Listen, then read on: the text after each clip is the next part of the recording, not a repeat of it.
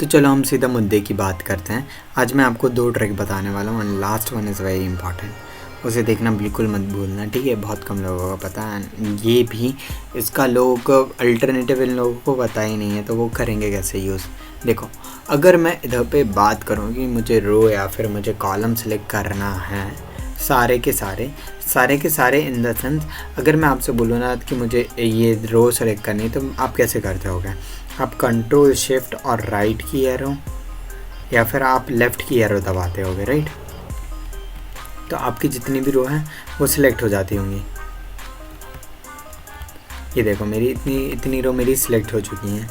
मैंने मेरे एक्सेल की कुछ अलग सेटिंग कर रखी हैं, इसलिए मैं जब भी वहाँ पे क्लिक करता हूँ तो वो मेरा पूरा लास्ट तक मुझे ले जाता है।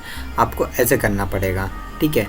एंड ये देखो, इतनी मेरी अपने आप सिलेक्ट हो जा रही हैं। और मुझे नीचे करना है, एंड मुझे नीचे करना है या फिर ऊपर करना है, मुझे अपने आप करना पड़ेगा। ये देखो, बट अगर मैं ये चीज़ बार बार दबाऊंगा ना, मुझे मेरी शॉर्टकट की मुझे मेरी 3 की को दबा के रखना पड़ रहा है, तब जाके ये चीज़ पॉसिबल हो पा रही है। व्हाट इफ़ आई से कि बस आपको एक बार बटन दबाना है और जहाँ आपको करना चाहे आप कर सकते हैं।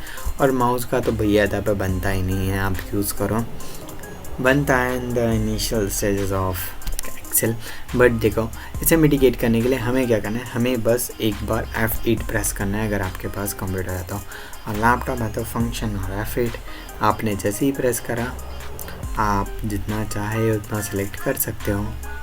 अब आपको कुछ करने की ज़्यादा ज़रूरत नहीं है, हमारी ना ही ज़्यादा की इसका यूज़ हो रहा है, एंड मैं बहुत सारा डेटा अपने आप सेलेक्ट कर पा रहा हूँ। एंड आप ऐसे करके डेटा को आराम से सिलेक्ट कर सकते हो, ना ही कि आप कंट्रोल शिफ्ट एंड राइट और लेफ़्ट की एरो का यूज़ करो। एंड चलो let's move to another one, and this is the most important part of the video.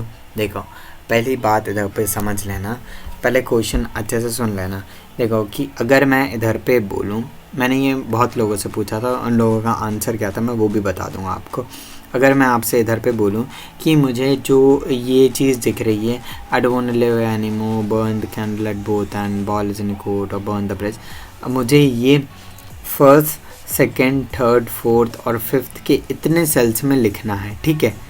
तो पहली बात तो मैंने दूसरे लोगों से पूछा, तो उन लोगों ने तो पहली बात क्वेश्चन को समझा नहीं, और वो इधर पे रैप टेक्स्ट का यूज़ कर दिया। उन लोगों ने रैप टेक्स्ट का यूज़ कर दिया इधर पे, ठीक है। और ये गलत तरीका है, ठीक है। जो मैंने बोला था वो मेरी क्वेश्चन की रिक्वायरमेंट फुलफ़िल कर ही नहीं रहा है। तो इसे करने के लिए हमें क्या करना है, हमें इतने सेल सेलेक्ट कर लेना है, लाइक मैंने जैसे 5 है बोला, और मुझे तीन ही करना है, मैक्स 3 ही करना चाहता हूँ मैं। तो अब मैं इधर पे क्या करूँगा, मैंने मेरा इतना डेटा सेलेक्ट कर लिया।